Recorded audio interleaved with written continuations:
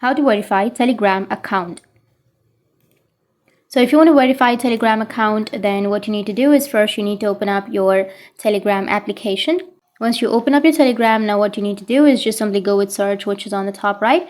And here you need to search for verify bot. Search for verify bot, and then you need to just go with start, enter /start, and after that it will give you this kind of interface, which is it says that, hi, I can help you verify an active official channel, bot, or a public group. So if you want to verify your Telegram channel or your group, then you just need simply go with this verify bot, and here you need to send the link, like the username of the channel or the link of the channel. So what you need to do is you just need simply copy the link from the channel that you would like to verify.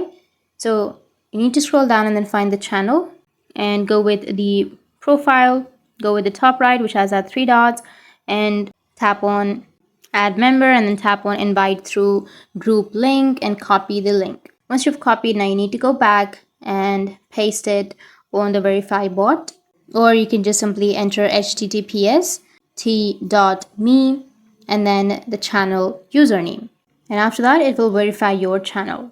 So that's how you can verify your Telegram account or channel. And if you have any questions, feel free to comment below. Thanks for watching.